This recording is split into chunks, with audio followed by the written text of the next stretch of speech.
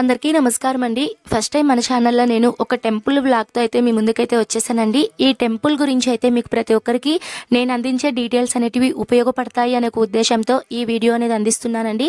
Video అనేది నేను కొద్దిగా ఎక్కువగా తీసుకోలేకపోయినా కూడా మీకు పూర్తి డీటెయిల్స్ అనేవి తెలిసినవి అలానే తెలుసుకొని మరీ నేను ప్రతి ఒక్కరికి డీటెయిల్స్ అనేటివి నేను అందిస్తున్నానండి. మనకి 2024 సంవత్సరంలో మార్చి 11వ తేదీ నుంచి 21వ తేదీ వరకు తెలంగాణలో ప్రసిద్ధిగాంచినటువంటి యాదగిరిగుట్టలో లక్ష్మీ నరసింహస్వామికి ఘనంగా బ్రహ్మోత్సవాలు అనేటివి జరగనున్నాయండి. తెలంగాణ శివారుల ప్రాంతాల్లో ఉండే ప్రజలందరూ కూడా యాదగిరిగుట్టకి తప్పకుండా వెళ్తారండి. మరి దర్శనం టైమింగ్స్ ఎలా, మరి రష్ ఎలా ఉంది, ఎక్కడ స్టే చేయాలి, ఇలా చాలామందికి ఏదైనా ఒక టెంపుల్కి వెళ్ళాలి అంటే ప్రతి ఒక్కరికి దాని గురించి డీటెయిల్స్ అనేవి తెలుసుకొని మరి ఆ టెంపుల్కి అయితే వెళ్తారండి. నేను కూడా అలానే కొన్ని డీటెయిల్స్ అనేవి తెలుసుకొని అయితే నేను వెళ్ళానండి. యాదగిరిగుట్టకి నేను ఎలా వెళ్ళాను, బస్ ఛార్జెస్ ఎంత, ఎక్కడ స్టే చేశాను, దర్శనం టైమింగ్స్ ఇలా అన్నీ నేను తెలియజేస్తానండి. మేమైతే శంషాబాద్ నుంచి ఓలా క్యాబ్ ఆటోలో అయితే వెళ్ళామండి. 270 రూపీస్ అయితే పడింది. మనకి శంషాబాద్ నుంచి కూడా బస్సెస్ అయితే అవైలబుల్ ఉంటాయండి. మనకి హైదరాబాద్లో కూడా ప్రతి ప్రాంతాల్లో కూడా మనకి ఎంజీహెచ్ ఉంటుంది కదా అండి, అంటే మహాత్మా గాంధీ. హైదరాబాద్లో బిగ్గెస్ట్ బస్ స్టాండ్ వచ్చేసి మనకి మహాత్మా గాంధీ బస్ స్టాండ్ అండి. మనం ఎక్కడికి వెళ్ళాలన్నా సరే, ఆంధ్ర, తెలంగాణ, కర్ణాటక, తమిళనాడు ఎక్కడికి వెళ్ళాలన్నా సరే మనకి మెయిన్ బస్ స్టాండ్ వచ్చేసి ఎంజీహెచ్ బస్ స్టాండ్ అండి. మీరు ఈ ఎంజీహెచ్ బస్ స్టాండ్ దగ్గరకు వచ్చి 22 ప్లాట్ఫామ్ వచ్చేసి మనకి యాదగిరిగుట్ట బస్ స్టాప్ అండి. అక్కడ మనకి ప్రతి అరగంటకి గంటకి బస్సెస్ అయితే మనకి చాలా ఉంటాయి. మనకి ఒక ఫుల్ ఛార్జ్ వచ్చేసి ఒక మనిషికి ఛార్జ్ వచ్చేసి మనకి 75 రూపీస్ అయితే తీసుకుంటారండి. హాఫ్ టికెట్ అయితే మనకి 50 రూపీస్ అలా అయితే ఉంటుందండి. మేమైతే వెళ్ళేటప్పుడు మనకి అక్కడ పల్లె వెలుగు బస్సెస్ అయితే చాలా ఉంటాయి కాబట్టి ఈజీగానే వెళ్ళిపోవచ్చండి. మేమైతే మధ్యాహ్నం అయితే బయలుదేరామండి. ఎందుకంటే మధ్యాహ్నం బయలుదేరారు అంటే యాక్చువల్గా యాదగిరిగుట్ట టెంపుల్ అనేది నైట్ వ్యూ అనేది చాలా బాగుంటుంది అని అయితే చెప్తారండి. నేను రీసెంట్గా టెంపుల్కి వెళ్ళాలి అని కొన్ని వీడియోస్ అయితే సెర్చ్ చేస్తూ ఉన్నప్పుడు నేను నండూరి శ్రీ ఆ గురువు గారు చెప్పినట్లుగా అయితే నైట్ వ్యూ అనేది చాలా బాగుంటుంది. లైటింగ్ కానివ్వండి, మనకి గోల్డెన్ టెంపుల్ అయితే ఎలా ఉంటుందో ఆ వ్యూ అనేది మనం అక్కడ చూస్తామండి. దట్టు మనకి ఇప్పుడు ఎండాకాలం స్టార్ట్ అయింది కాబట్టి మధ్యాహ్నం టైంలో, మార్నింగ్ టైంలో మనం వెళ్తే ఎండలో చిన్నపిల్లలు ఉంటే చాలా ఇబ్బంది అయిపోతుంది కదండి. కాబట్టి నాకైతే చిన్నపిల్లలు ఉన్నారు అని నేను మధ్యాహ్నం అయితే నేను జర్నీ చేసి నైట్ దర్శనం అయ్యేలా అయితే నేను ప్లాన్ చేసుకున్నానండి. ఇలా యాదగిరిగుట్ట బస్ ఎక్కిన తర్వాత మనకి ఛార్జెస్ చెప్పాను కదా అండి, మనకి ఒక పర్సన్కి అయితే మనకి 75 రూపీస్ అలా అయితే పడుతుంది. మనకి యాదగిరిగుట్ట ప్లేసెస్లో అయితే మనకి వరంగల్ రూట్లో అయితే వస్తుందండి. చాలా అంటే చాలా బాగుంది. దగ్గరలో అయితే లొకేషన్స్ కానివ్వండి, అక్కడ మనకి సిటీ లాగే ఉంటుందండి. మనకి ఒక విలేజ్కి వెళ్తున్నట్టు అలా అయితే ఏముండదు. సిటీ అయితే మనకి ఎలా ఉంటుందో డీమార్ట్ అని, ఇలా షాపింగ్ మాల్స్ అని ఇవన్నీ కూడా మనం ఇవన్నీ దాటుకుంటూనే వెళ్తామండి. మనకి యాదగిరిగుట్ట ముందు వచ్చేసి రాయగిరి చెరువు అనేది ఉంటుందండి. ఈ చెరువు అనేది సందర్శకులకు చాలా అంటే అక్కడ ఫోటోషూట్స్ కానివ్వండి, కొన్ని మూవీ షూటింగ్స్, అలానే సీరియల్ షూటింగ్స్, అలానే ఎవరైనా సరే కార్స్లో వాళ్ళ ఓన్ వెహికల్స్లో వస్తున్న వాళ్ళు, బైక్లో కానివ్వండి, కారులో కానివ్వండి, అలా వస్తున్న వాళ్ళు ఈ రాయగిరి చెరువు దగ్గర అయితే దిగి మరీ ఫోటోషూట్ అనేది పెట్టుకుంటూ ఉంటారండి. ఎందుకంటే ఈ ప్లేస్ అనేది చాలా బాగుంటుంది. ఈవినింగ్ టైమ్స్లో మనకి చల్ల గాలి వస్తూ చాలా బాగుంటుందండి అక్కడైతే. నేనైతే అక్కడే దిగలేదు, కానీ ఎందుకంటే బస్సులో వెళ్తున్నాం కాబట్టి మనం అలా దిగలేము కదా, కాబట్టి నేనైతే చూశాను కాబట్టి నేను చెప్తున్నాను. అక్కడ ప్లేస్ అనేది చాలా బాగుంది. తర్వాత యాదగిరిగుట్ట ముందు వచ్చేసి మనకి భువనగిరి వస్తుందండి. భువనగిరి తర్వాత మనకి సురేంద్రపురి అనేది వస్తుంది. భువనగిరిలో మనం చూడాల్సిన ప్లేస్ వచ్చేసి మనకి స్వర్ణగిరి చిన్నజీయ స్వామి వారు మనకి అక్కడ వెంకటేశ్వర స్వామి అమ్మవారి సమేతంగా అక్కడ విగ్రహ ప్రతిష్టాపన అయితే చేశారండి. ఆ ప్లేస్ అనేది చాలా ఎన్నో రకాల విస్తీర్ణంతో ఆ గుడిని నిర్మించారు అని అయితే చెప్పారండి. నేనైతే వెళ్ళలేదు, ఎందుకంటే నాకు టైం సెట్ అవ్వక నేనైతే వెళ్ళలేదండి. కానీ నెక్స్ట్ టైం అయితే నేను ప్లాన్ చేస్తాను. బట్ నేనైతే అక్కడ పిక్స్ అనేటివి గూగుల్లో చూసానండి. చాలా అంటే చాలా. ఎవరైనా సరే యాదగిరిగుట్టకి వచ్చి ప్లాన్ చేసుకోవాలి అని అనుకుంటే మీరు ఆ ప్లేస్కి కూడా వెళ్ళొచ్చండి. తర్వాత యాదగిరిగుట్టకు వచ్చేసి మనము పాత బస్ స్టాండ్ అనేది ఉంటుందండి. అక్కడైతే ఇప్పుడు మీకు వీడియోలో చూపిస్తున్నాను కదండి, ఈ ప్లేస్ వచ్చేసి యాదగిరిగుట్ట వచ్చేసి మనకి కింద అండి. పైన వచ్చేసి మనకి టెంపుల్ కనిపిస్తుంది. మనకి కొండ పైన టెంపుల్ అనేది ఉంటుందండి. ఇక్కడ ఇది వచ్చేసి మనం పాత బస్ స్టాండ్ అంటామండి. ఈ పాత బస్ స్టాండ్ దగ్గర దిగేసి మనము ఇక్కడ నుంచి ఆటోలు అనేటివి చూసుకోవాలండి. పాత బస్ స్టాండ్ దగ్గర మనకి చాలా సత్రాలు అయితే ఉంటాయండి. కానీ అక్కడ తీసుకున్నటువంటి సత్రాలు వచ్చేసి ఏంటంటే మనకి టెంపుల్ అనేది కొద్దిగా దూరం అయిపోతుందండి. టెంపుల్కి దగ్గరలోనే మనకి కులాల వారీగా మనకి సత్రాలు అనేటివి ఉంటాయండి. అంటే వైశాస్కి, అలానే కాపు వాళ్ళకి, ఇలా చాలామంది ఉంటారు కదండి, చాలా కులాలు ఉంటాయి కదా, వాళ్ళందరికీ కులాల వైజ్గా కూడా ఉంటాయండి. మేమైతే యాక్చువల్గా మా హస్బెండ్ వాళ్ళ ఫ్రెండ్స్తో వెళ్ళామండి. కాబట్టి వాళ్ళు వైశ్యాస్ కాబట్టి వాళ్ళకు సంబంధించినటువంటి శ్రీ వాసవి కన్యకా పరమేశ్వరి సత్రం అనేది చాలా బాగుందండి. పాత బస్టాండ్ నుంచి మనకి అక్కడికి 20 రూపీస్ అయితే తీసుకుంటారండి. ఒక మనిషికి 20 రూపాయలు అయితే తీసుకుంటారు. అలా మేము 2 ఫ్యామిలీస్ వెళ్ళాం కాబట్టి మేము 2 ఫ్యామిలీ 4 మెంబర్స్ కలిపి 70 రూపీస్ అయితే ఇచ్చామండి. అది మీరు ఆటో వాళ్ళని అడిగేదాన్ని బట్టి ఉంటుంది. అయితే నేను మీకు ఇక్కడ వీడియోలో చూపిస్తున్నాను కదా అండి, ఇక్కడైతే ఒక సత్రం అయితే ఉందండి. ఈ సత్రం అనేది మనకి టెంపుల్ బ్యాక్ సైడ్ అండి. ఈ సత్రం పక్కన కూడా చాలా సత్రాలు అయితే ఉన్నాయండి. అది మీరు కనుక్కొని అంటే మనకి తెలుస్తుందండి. ఇప్పుడు మనం వాసవి కన్యకా పరమేశ్వరి సత్రం అని చెప్పాను కదా, అక్కడి నుంచి కొద్దిగా ముందుకు వెళ్ళిన తర్వాత అక్కడ మనకు ఒక బ్రిడ్జ్ ఉంటుందండి పైన. ఆ బ్రిడ్జ్ పైన కాకుండా ఆ బ్రిడ్జ్ అనేది చోర్లు అక్కడంతా బాగా డెవలప్ చేస్తూ ఉన్నారండి. ఇప్పుడు నేను వీడియోలో చూపిస్తున్నాను కదండి, ఇది వచ్చేసి మేము ఉండినటువంటి సత్రం అండి. ఇక్కడ బయట నుంచి చూస్తుంటే కొద్దిగా ఓల్డ్గా ఉంది కానివ్వండి, లోపల మాత్రం డిజైన్స్ కానివ్వండి, లోపల రూమ్స్ కానివ్వండి చాలా అంటే చాలా బాగున్నాయండి. ఇక్కడ స్పెషల్ ఏంటంటే ఎవరైతే రూమ్లో ఉంటారో వాళ్ళకి మధ్యాహ్నం అలానే రాత్రి అన్నదానం కూడా జరుగుతుందండి. కాబట్టి ఎవరైనా సరే ఇలాంటి రూమ్స్ అయితే ది బెస్ట్ అండి. నాకు తెలిసి ఇక్కడ వైశ్యాస్కే కాదండి, నార్మల్ వాళ్ళకు కూడా ఇస్తారు. బట్ వాళ్ళు ఏంటంటే ప్రియారిటీ వచ్చేసి ఏ కులం వాళ్ళు అయితే వాళ్ళకి ప్రియారిటీ అనేది ఎక్కువ ఇస్తారండి. ఇలా అయితే ఇది వచ్చి మనకి ఈ సత్రం యొక్క ఎంట్రన్స్ అండి, చాలా బాగుంది. లోపల మనకి నేను చెప్పాను కదండి, ఈ యాదగిరిగుట్టలో చూడాల్సిన ప్లేస్ వచ్చేసి మణిదీపేశ్వరి శక్తిపీఠం అని. ఆ శక్తిపీఠం యొక్క చిన్న నమూనా అనేది మనకి అక్కడ ఆ లోపల ఎంట్రన్స్లో కనిపిస్తుందండి. నిజం చెప్పాలంటే చాలా బాగుందండి.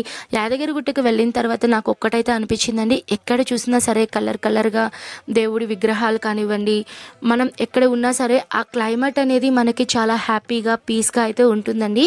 ఇది వచ్చేసి మేమున్నటువంటి రూమ్ అండి, మేమున్నటువంటి ఈ సత్రము. ఇక్కడ వచ్చేసి ఒక రూమ్ వచ్చేసి 700 అయితే ఉంటుందండి. ఇక్కడ డబుల్ బెడ్రూమ్స్ కూడా ఉంటాయి. మీరు మీ యొక్క రేంజ్ని బట్టి 700 నుంచి 900, 1000, 1500 అలా మనకి ఫ్యామిలీ మెంబర్స్ స్ట్రెంత్ని బట్టి కూడా మనకి రూమ్స్ అనేటివి అవైలబుల్ అయితే ఉంటాయండి. మేమైతే ఇక్కడ ఒక 2 రూమ్లు అయితే తీసుకున్నామండి. ఎందుకంటే మాతో వచ్చిన ఫ్యామిలీ ఉన్నారు కాబట్టి మేము కలిసి వాళ్ళు సపరేట్గా మేము సపరేట్గా రూమ్ అనేది తీసుకున్నాము. రూమ్స్ అయితే చాలా బాగున్నాయండి. 2 చిన్న బెడ్లు కలిపి ఒక బెడ్గా అయితే ఉంటుంది. అయితే నేను మీకు బెడ్ అవి కూడా చూపిస్తానండి, రూమ్ కూడా చూపిస్తున్నాను చూడండి, మీకైతే ఎంత క్లియర్గా చూపిస్తాను. అయితే మేము ఈవినింగ్ 6 కల్లా మేము రీచ్ అయిపోయామండి. శంషాబాద్ నుంచి మేము 3కి బయలుదేరాము. ఎంజీహెచ్కి వచ్చేసరికి 4 అయింది. ఎంజీహెచ్కి అక్కడికి వెళ్ళిన వెంటనే ఒక 10-15 మినిట్స్లో మాకు బస్సు వచ్చేసింది. 4:30 కల్లా బస్సు ఎక్కాము. మేము 6:30, 6:15 కల్లా మేము యాదగిరిగుట్టలో అయితే దిగేసాము. తర్వాత వెంటనే మేము ఆల్రెడీ ఇంటి దగ్గర ఫ్రెష్ అయిపోయి స్నానం చేసి వచ్చాము కాబట్టి వెంటనే రూమ్లో లగేజీ అవన్నీ పెట్టేసి వెంటనే మేము దర్శనానికి అయితే వెళ్ళిపోయామండి. దర్శనం టైమింగ్స్ వచ్చేసి మనకి మార్నింగ్ 8 నుంచి మార్నింగ్ అయితే బ్రహ్మోత్సవాల్లో అయితే ఫుల్గా దర్శనం అయితే ఎర్లీ మార్నింగ్ అయితే మీకు దర్శనం అయితే ఉంటుందండి. మార్నింగ్ 7 నుంచి నైట్ 9:30 వరకే మనకి దర్శనం అనేది ఉంటుందండి. ఎందుకంటే నైట్ 9:30 తర్వాత లక్ష్మీనరసింహస్వామి వారికి పవలింపు సేవ అనేది ఉంటుందండి. అంటే ఆ మొత్తం డెకరేషన్ స్వామివారి వస్త్రాలన్నీ తీసేసి పవలింపు వస్త్రాలు అనేటివి ధరింపచేసి అక్కడ స్వామివారికి కొద్దిగా పూజలు అనేటివి ఉంటాయి. తర్వాత కూడా పవలింపు సేవ అయిన తర్వాత కూడా ఒక 1/2 అవర్ అయితే దర్శనం అయితే ఉంటుందండి. అయితే ఈ టెంపుల్లో వచ్చేసి మనకి ఇక్కడ కింద సత్రాలు ఉంటాయి, కిందే మనకి కోనేరు అన్నీ ఉంటాయండి. ఎవరైనా సరే తలనీలాలు అంటే కత్తిరింపులు కానివ్వండి ఇవన్నీ ఇవ్వాలి అని అనుకుంటే మీరు, నేను సత్రం అని చెప్పాను కదండి, కన్యకా పరమేశ్వర సత్రం పక్కనే మనకి టెంపుల్కి సంబంధించిన ఒక సత్రం అయితే ఉందండి. అక్కడ మీరు తలనీలాలు అవన్నీ కూడా సమర్పించవచ్చు. కొంతమంది కమ్మలు కుట్టించుకోవడము, చిన్న పిల్లలకి కమ్మలు కుట్టించుకోవడం అవన్నీ కూడా ఆ సత్రం దగ్గరే చేస్తారండి. మీకు ఒకవేళ మీరు వెళ్ళి చేయించుకోలేకపోతే అండి ఎక్కడ స్టే చేయాలి దాని గురించి అయితే చెప్పాను కదండి. ఇప్పుడైతే మనము దర్శనానికి అయితే వెళ్ళిపోదామండి. కింద నుంచి పైకి మనకి 20 రూపాయలు అయితే మనం ఆటో ఛార్జెస్ అయితే తీసుకుంటారండి. కానీ ఫ్రీక్వెంట్గా ప్రతి అరగంటకు ఒకసారి మనకి 2-3 బస్సులు అయితే మనకి ఫ్రీ బస్సెస్ అయితే ఉంటాయండి. ఎవరికి కూడా ఛార్జెస్ అయితే తీసుకోరు. కానీ ఇప్పుడు తెలంగాణ ప్రభుత్వం ఏం చేసింది, ప్రతిదీ ఫ్రీ చేసేసింది కాబట్టి, అంటే స్పెషల్గా లేడీస్కి ఫ్రీ చేసింది కాబట్టి బస్సెస్లో జనాలు అస్సలు చిన్నపిల్లలు ఉండే వాళ్ళైతే చాలా అంటే చాలా జాగ్రత్తగా బస్ ఎక్కాలండి.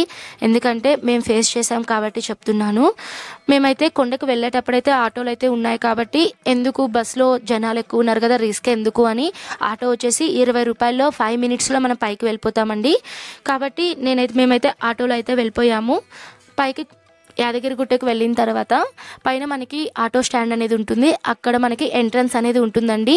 ఎంట్రన్స్లో వచ్చేసి ఒకవైపు మనకి స్వామివారి ఫ్రంట్ సైడ్ ఇక్కడ విఐపి పార్కింగ్ అని, విఐపి రూమ్స్ అని, ఎవరైనా సరే రాజకీయ ఎవరైనా సరే సెలబ్రిటీస్, రాజకీయ నాయకులు ఉంటారు కదండి, విఐపి టికెట్ తీసుకున్న వాళ్ళందరికీ అక్కడ స్పెషల్గా అకామిడేషన్. మనకి టెంపుల్ ఫ్రంట్ సైడ్ అండి. ఫ్రంట్ సైడ్ వెళ్ళిన తర్వాత అక్కడ మనకి క్లియర్గా బోర్డు మీద వెళ్తే ఇటువైపు వెళ్తే దర్శనము, ఇటువైపు వెళ్తే మనకి బయటికి వెళ్ళడానికి దారి, ఇటువైపు వచ్చేసి మెట్ల దారి, ఇట్లా మనకి అన్నీ ఉంటాయండి. అయితే ఇక్కడ ఫ్రీ దర్శనం వచ్చేసి మనం సర్వదర్శనంకి అయితే డైరెక్ట్ వెళ్ళిపోవచ్చు అండి. చాలా క్యూ లైన్లు అయితే ఉన్నాయి. మనకి ఇక్కడ స్పెషల్ దర్శనం కూడా ఉంటుందండి. అంటే విఐపి దర్శనం 150 రూపీస్ అయితే మనకి ఆల్మోస్ట్ హాఫ్ డిస్టెన్స్ అనేది మనం క్రాస్ అయిపోయి లాస్ట్కి మనం దేవుడి దగ్గరలో ఉన్నప్పుడు ఈ 150 రూపీస్ అయితే దర్శనం అయితే మనం అందులో కలిసిపోవచ్చు అండి. 150 రూపీస్ దర్శనం అనేది చాలా బెస్ట్ అండి. ఎందుకంటే సర్వదర్శనం అయితే చాలా క్యూ లైన్లు ఉన్నాయి, చాలా అంటే చాలా ఉన్నాయి. లోపలికి వెళ్తూనే ఉంటామండి. చాలా అంటే బాగుంది. అలా అని నేనేం అట్లా రికమెండ్ అయితే ఏం చేయట్లేదు. కానీ విఐపి దర్శనం 150 రూపీస్ అయితే కొంచెం మనీ స్పెండ్ చేస్తే మనం తొందరగా దర్శనం చేసుకొని బయటకైతే వచ్చేస్తామండి. ఇప్పుడైతే బ్రహ్మోత్సవాలు జరుగుతున్నాయి కాబట్టి రష్ అయితే చాలా ఎక్కువగానే ఉంటుంది. ఎందుకంటే సంవత్సరానికి ఒకసారి జరుగుతుంది కాబట్టి జనాలు ఎక్కువ వస్తారు. అలానే ఈ హైదరాబాద్లో ఉండేటువంటి విఐపీలు కూడా ఎక్కువగా వాళ్ళకి దర్శనాలు అనేటివి ఉంటాయి. అయితే ఇక్కడ ఏంటంటే ఫోన్స్ అలో లేవు అని చెప్తారండి. ఫోన్ అయితే అలో లేదు అనేసరికి మేమైతే ఫోన్లన్నీ కింద పెట్టేశాము. కానీ ఫోన్లు అయితే మేము తీసుకెళ్ళలేదు. కానీ చాలా వరకు పైన ఫోన్స్ అనేటివి తీసుకెళ్తున్నారండి. కానీ మేము తెలియక చేసిన తప్పు అయితే ఇదే. కానీ మీరు ఒకసారి తెలుసుకొని మీరు ఫోన్లు తీసుకెళ్ళచ్చు. కానీ అక్కడైతే ఫోన్ అయితే కౌంటర్లో పెట్టేయాలి. కానీ మాకేం చెప్పారంటే ఫోన్ ఇక్కడ పెట్టేసి వెళ్ళండి అని చెప్పారు. కానీ మేము వెళ్ళినట్టు మేము క్యూ లైన్లో ఉన్నప్పుడు మాతో పాటు ఎంతమంది మొబైల్స్ తెచ్చారు అంటే పైకి వెళ్ళిన తర్వాత వీడియోస్ తీద్దాము, ఛానల్లో పెడదాము అని చెప్పి చాలా అనుకున్నాను. బట్ ఫోన్స్ అన్నీ కింద పెట్టేసరికి వీడియోస్ ఏమీ తీయలేకపోయానండి. మనం ఇంకా మొబైల్ ఫోన్స్ అవన్నీ మనం కింద లాకర్లో పెట్టేసి ఇంకా దర్శనానికి అయితే వెళ్ళిపోవాలి. పైకి దర్శనం అంతా అయిన తర్వాత మాకైతే ఒక 1 అవర్ అంటే మేము దర్శనం లోపల 7:30 కల్లా మేము లోపలికి వెళ్ళిపోయామండి. మేము తిరిగి వచ్చింది 9:30, 9:40 కల్లా మేము బయటకు వచ్చేసాము. అయితే మనకి టెంపుల్ బయట ఏంటంటే 9:30, 10 తర్వాత టెంపుల్ పైన ఎవరు ఉండరంట అండి. ఎవరు ఉండనివ్వరంట. పోలీసు వాళ్ళంతా ఫుల్ బందోబస్తు చేసి ఒక్క పర్సన్ కూడా ఉండనివ్వరు. పైన ఎవరిని కూడా నిద్ర చేయనివ్వరు. పైన ఎవరిని కూడా ఉండనివ్వరండి.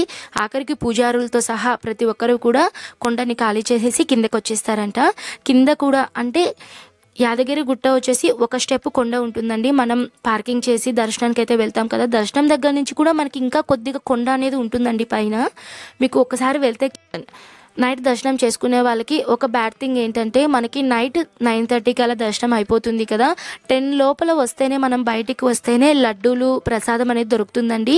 10 పైన వస్తే మనకి లడ్లు అనేటివి దొరకవు. ఇది ఒక్కటే మనకి కొద్దిగా దేవుడి ప్రసాదం దొరకదు అని అయితే బాధపడాలి. కానీ కిందైతే మనకి షాప్స్లో స్వామివారికి సంబంధించి మనకి బొరుగులు, ఖర్జూరం, ఇలా కలకండ ఇలాంటివన్నీ మనకి అమ్ముతారు. కానీ పైన అయితే మనకి కొండ మీద అయితే ప్రసాదం దొరకదు.